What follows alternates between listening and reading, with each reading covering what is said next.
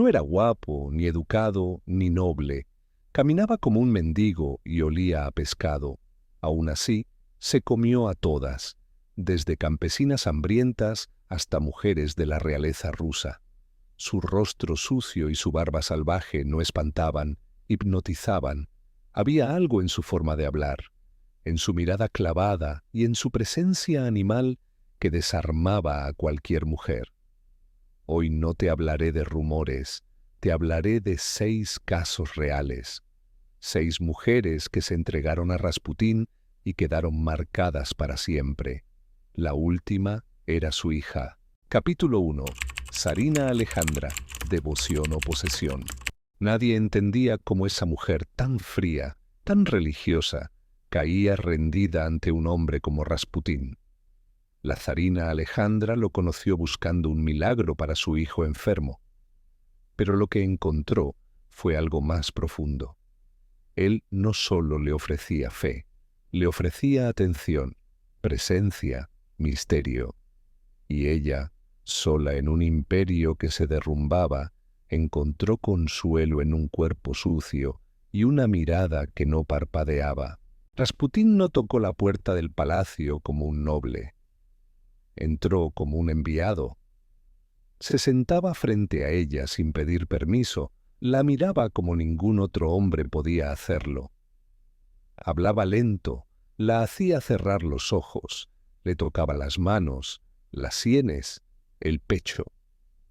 Decía que expulsaba la enfermedad, pero lo que realmente hacía era dominar su mente. Y su cuerpo, poco a poco.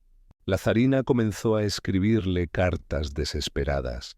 Lo llamaba mi santo, mi guía, mi amado Salvador. Le rogaba que no la dejara sola, que volviera al palacio. Detrás de esas palabras había una mujer consumida por un fuego que ni su esposo, el zar, lograba entender. Rasputín no le decía que la amaba, solo la observaba en silencio y la tomaba como si fuera suya. Se decía en la corte que Alejandra salía de sus encuentros con él temblando, con los ojos perdidos. Nadie se atrevía a preguntar qué ocurría detrás de esas puertas. Pero los sirvientes contaban que la cama se desacomodaba, que ella no hablaba por horas, que lloraba y luego reía. Rasputín no era tierno, era directo, era brutal, era adictivo, y la zarina se volvió esclava de esa energía. Los ministros estaban furiosos. El imperio estaba a punto de caer, y la mujer más poderosa de Rusia parecía hechizada por un campesino.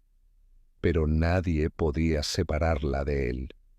Alejandra no veía a Rasputín como un simple amante, lo veía como un dios encarnado. Él no necesitaba convencerla, solo le bastaba entrar a la habitación, mirarla, y ella ya era suya. Una vez más, la historia oficial negó que se acostaran, pero las cartas, las miradas, los encuentros a solas, todo apuntaba a una intimidad innegable. Algunos dicen que lo que había bajo su túnica era un instrumento de fe imposible de ignorar. Ella no hablaba de eso, pero tampoco lo ocultaba. Rasputín le dio algo que ni el trono, ni la corona, ni el zar pudieron ofrecerle: rendición absoluta. Alejandra fue la primera en caer, y quizá la más adicta. Lo defendió hasta la muerte, incluso cuando todos pedían su cabeza. No fue solo deseo, fue posesión espiritual y carnal. Pero ella fue solo una. La siguiente también cayó, con aún menos resistencia. Capítulo 2. Ana Virobova, la confidente entregada. Ana Virobova, dama de honor y confidente de la zarina, no solo admiraba a Rasputín, se entregó a él sin reservas. Su devoción fue un juego peligroso entre poder, fe y deseo. En privado cedía a la atracción de aquel hombre que parecía poseer una fuerza invisible, capaz de doblegar voluntades y corazones. Rasputín no necesitaba prometer nada. Su sola presencia era una condena dulce que ella aceptaba con una mezcla de temor y necesidad. Sus encuentros estaban envueltos en misterio. Ana acudía a sus llamados sin importar la hora ni el lugar. Se decía que se sometía a sus rituales como si fueran sagrados. Dejaba que sus manos la recorrieran con lentitud casi religiosa, aceptando cada caricia como si se tratara de una redención.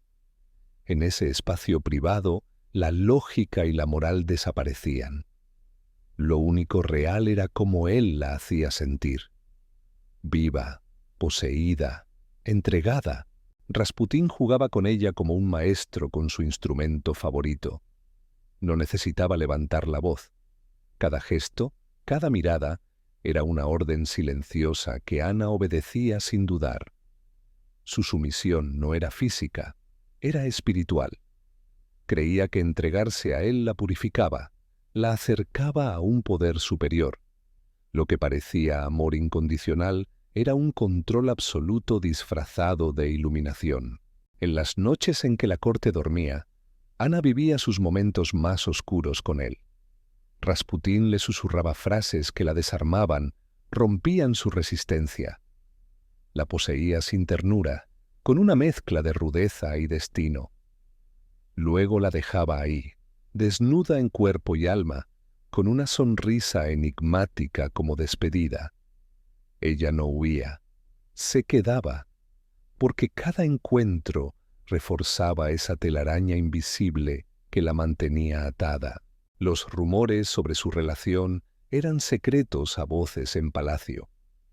Nadie podía negar la transformación de Ana después de cada visita al monje. Algunos la creían su más fiel discípula, otros aseguraban que fue su primera amante oficial. Ana nunca negó nada, al contrario, hablaba de él con orgullo, como si pertenecerle fuera un privilegio divino, un honor que solo ella merecía. Ana Virobova fue más que una compañera, fue un eslabón indispensable en la cadena de poder de Rasputín. Su entrega absoluta le permitió infiltrarse en la corte como emisaria silenciosa. A través de ella, él controlaba decisiones que afectaban al imperio. Pero esa influencia no era gratuita. Detrás de esa devoción ciega, Ana se estaba deshaciendo por dentro, lentamente, sin retorno posible. Su caída fue la más sutil, la más trágica. No fue traicionada, fue consumida. Amó a Rasputín como un dios, pero él solo la usó como canal para extender su dominio. Ella lo justificó todo, sus excesos, sus silencios, su frialdad. Y cuando ya no pudo más, ya no era la misma. Ana no murió de amor, murió de pertenecerle. Pero aún quedan 4 historias más. ¿Listo para conocerlas? Capítulo 3. La princesa Irina Yusupova. El nombre envenenado. Irina Yusupova pertenecía a la aristocracia más pura de Rusia, una princesa cuyo apellido resonaba en todos los salones del imperio. Su linaje y belleza la convertían en un símbolo de poder y elegancia, pero su nombre se vio manchado por uno de los mayores escándalos sexuales que envolvieron a Rasputín. Nunca fue su amante, ni siquiera una amiga cercana, pero su figura fue utilizada como un arma para destruirlo, para pintarlo como un depredador sin límites capaz de seducir hasta a la nobleza más intachable. La historia comenzó con rumores crueles y sin fundamento, supuestos encuentros secretos en palacios, fotografías comprometedoras que nunca se mostraron e incluso relatos de orgías privadas en las que se aseguraba que ella participaba. Nada de esto pudo probarse, pero el daño ya estaba hecho. El solo hecho de asociar a Irina con Rasputín bastó para crear una sombra oscura que manchó para siempre la reputación de ambos. Ella negó con vehemencia cualquier vínculo, pero la palabra de un campesino podía más que la de una princesa. Rasputín no necesitaba conquistar a Irina para mantener su poder. La usaron para destruirlo. La corte y el pueblo la convirtieron en el chivo expiatorio de una campaña brutal destinada a pintar a Rasputín como un monstruo depravado y sin límites. Sin embargo, detrás de esa campaña sucia, la princesa sufrió en silencio. Su nombre manchado y su reputación arruinada se convirtieron en la moneda de cambio en un juego político que le era ajeno, pero en el que pagó un precio muy alto. Irina fue forzada a vivir bajo el escrutinio implacable y el odio despiadado de una sociedad que ya había decidido su culpa, aunque jamás hubiera tenido nada que ver con Rasputín. Su caída no fue producto del deseo ni de la seducción, sino de la traición y la manipulación política. Pero esa historia, aunque distante del fuego carnal que consumió a otras, forma parte del legado oscuro que dejó el monje loco y su paso por la historia rusa. La princesa observaba desde su jaula dorada mientras Rasputín continuaba ganando terreno con otras mujeres, conquistando voluntades y cuerpos con una mezcla de misticismo y salvajismo. Su nombre, Irina Yusupova, se convirtió en un recordatorio cruel de que en ese juego de poder nadie estaba a salvo, ni siquiera la sangre más pura y respetada. La destrucción podía llegar sin tocar el cuerpo, solo con palabras, rumores y miedo sembrado con precisión. Su historia es prueba de que Rasputín no solo seducía con su cuerpo y su voz profunda, sino también con el caos que dejaba a su paso. Él era un arma viviente, un instrumento de guerra emocional y política, y todos a su alrededor, voluntaria o involuntariamente, eran víctimas de ese torbellino oscuro. Irina Yusupova fue usada, manipulada y marcada, pero nunca amada, y su nombre quedó tatuado en la historia como un ejemplo brutal de la guerra sucia que acompañó a Rasputín hasta el final. Pero Irina fue solo la tercera en esta lista macabra. Quedan por contar 3 historias más, cada una con su propia oscuridad, con sus propios demonios y secretos enterrados. ¿Estás listo para descubrir qué otras mujeres sucumbieron al poder de Rasputín? La próxima historia te llevará al mundo de la alta aristocracia y los rituales prohibidos que nadie quería que vieras. Capítulo 4. Alexandra Pistolkors, la dama atrapada. Alexandra Pistolkors era una dama de la aristocracia rusa, una figura elegante que parecía tenerlo todo: poder, belleza y prestigio.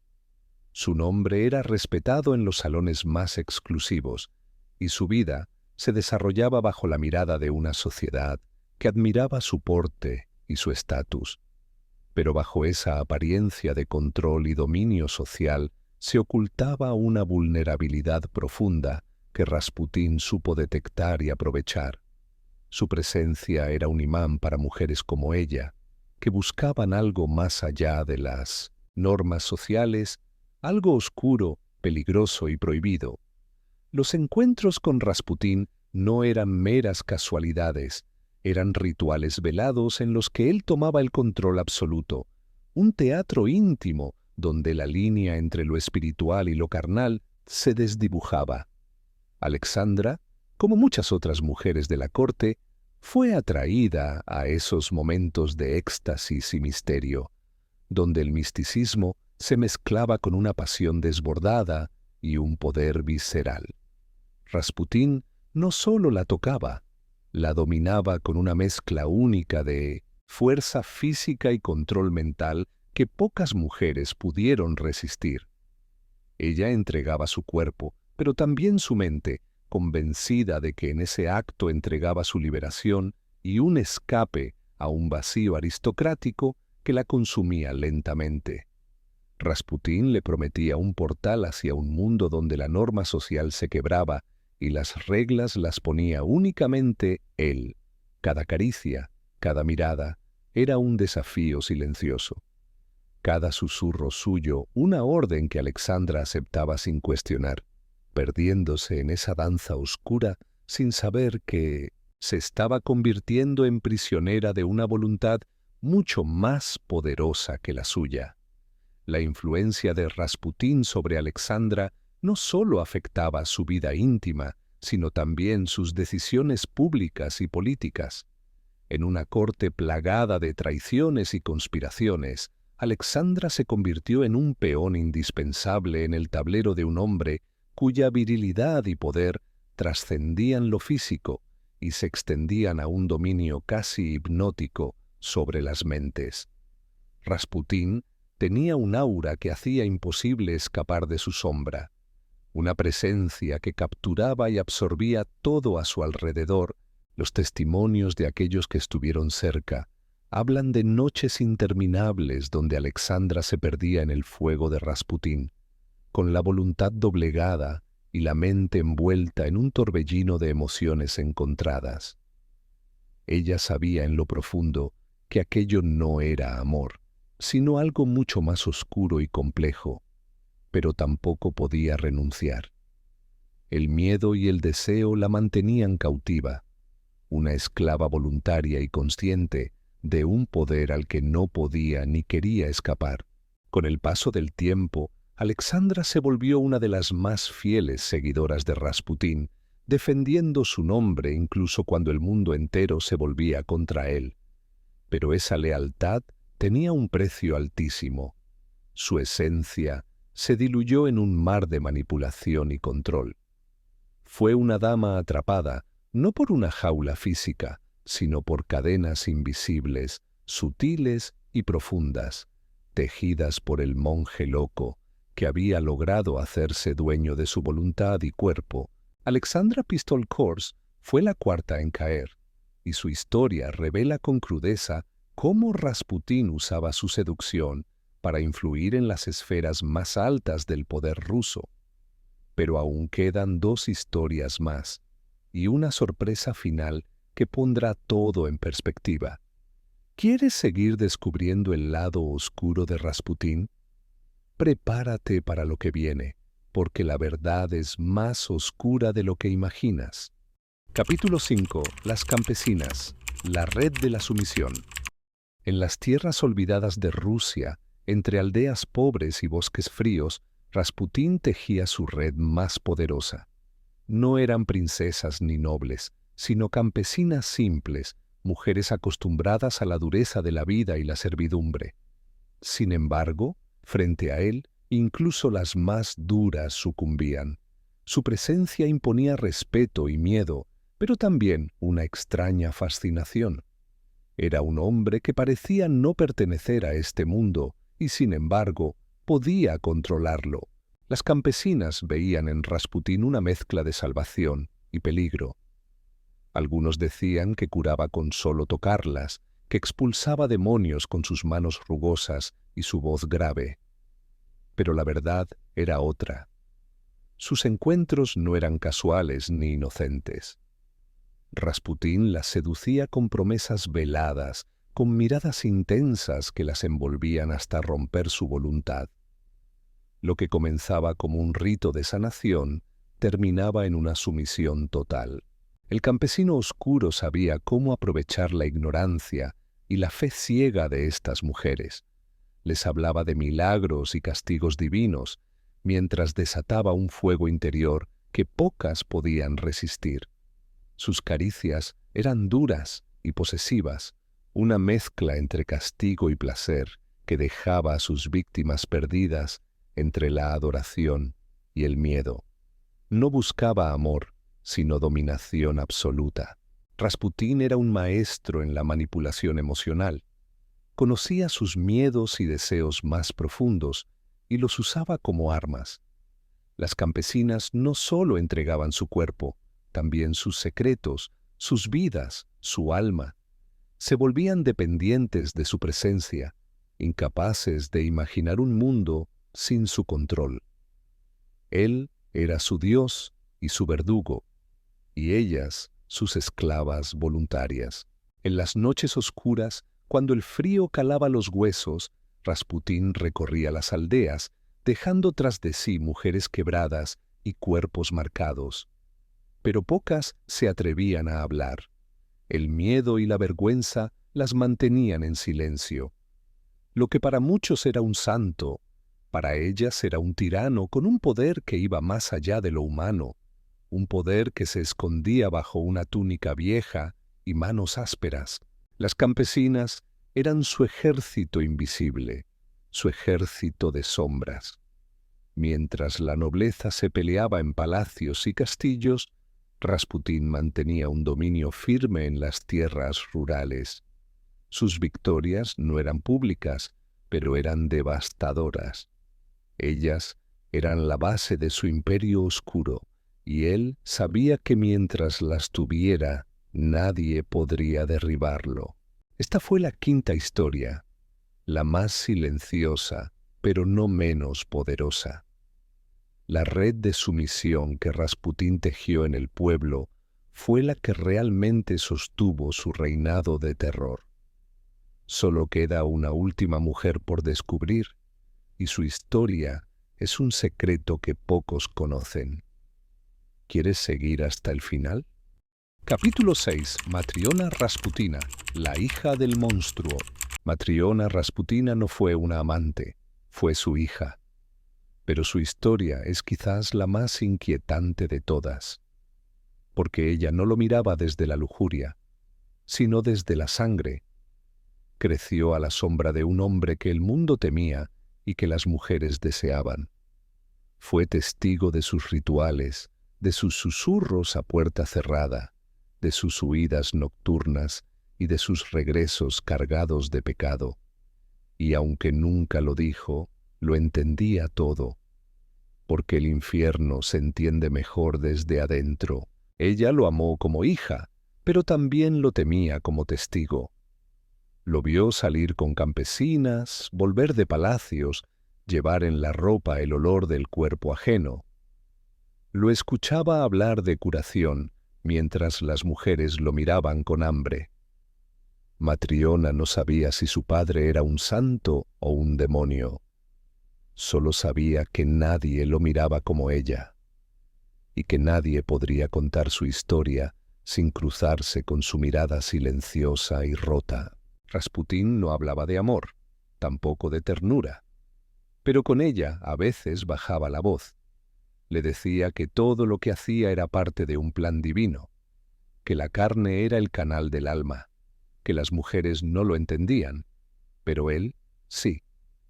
Matriona escuchaba en silencio, tratando de separar la fe de la perversión. Pero mientras más crecía, más entendía que su padre no era un hombre. Era una fuerza que arrastraba a todos. Los rumores la perseguían como perros hambrientos. Decían que había incesto, que ella también fue tocada, que su devoción escondía algo más.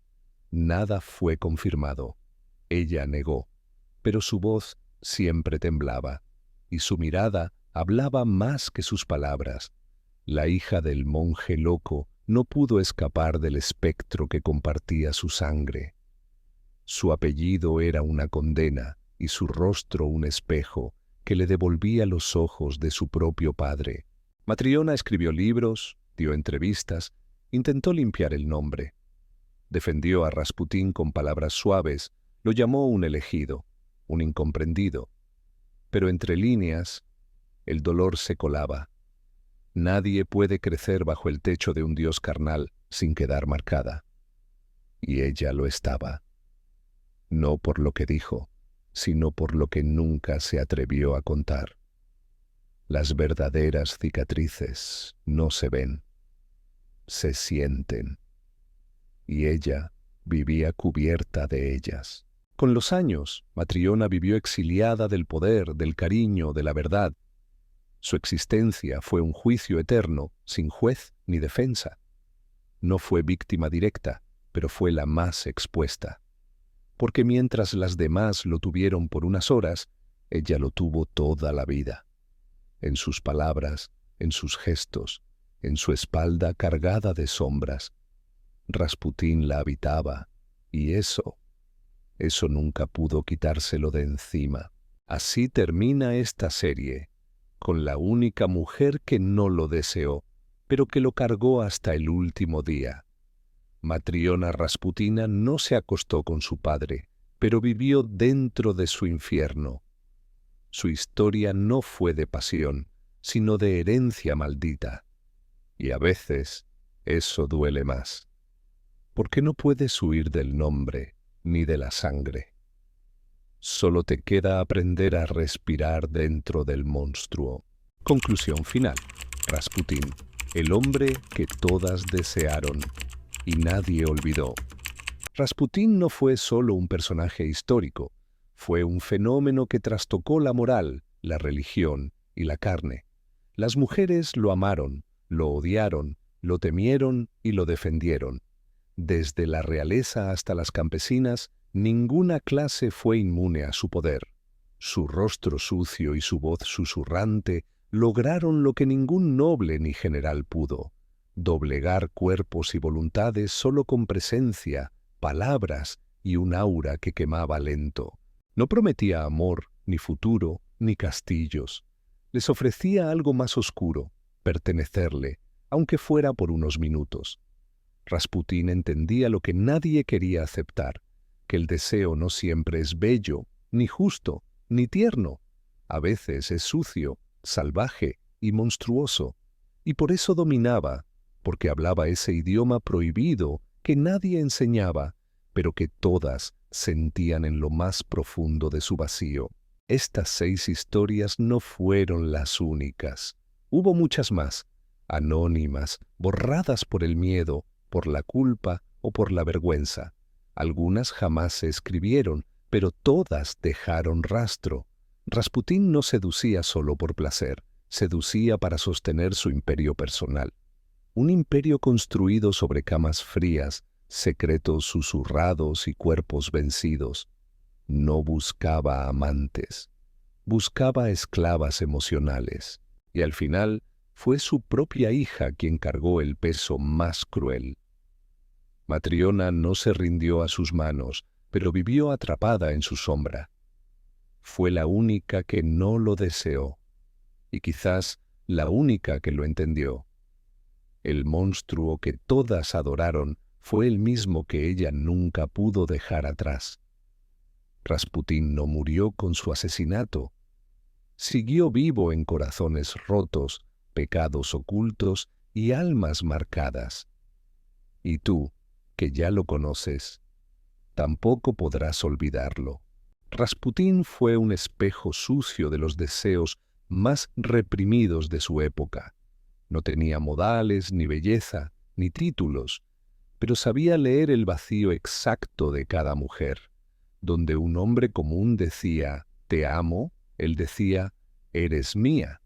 Y esa diferencia bastó para convertirlo en leyenda. No fue magia, fue precisión. Sabía qué dar a cada alma desesperada y sabía cuándo quitárselo sin piedad. Su arma no era la violencia ni la riqueza, era su mera presencia. Una presencia que paralizaba, excitaba y confundía. Rasputín se volvía necesidad, adicción, alimento oscuro. Las mujeres se arrastraban hacia él creyendo encontrar fe, pero hallaban algo más humano y más sucio, deseo crudo, sin filtros, sin ternura. Él no tocaba con amor, tocaba con destino, y eso lo volvía inolvidable.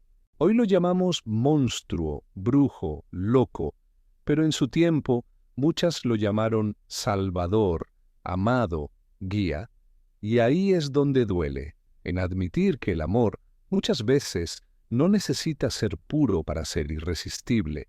Rasputín no fue un mito, fue una advertencia, y aún así todas cayeron, una por una, con los ojos abiertos y el alma expuesta.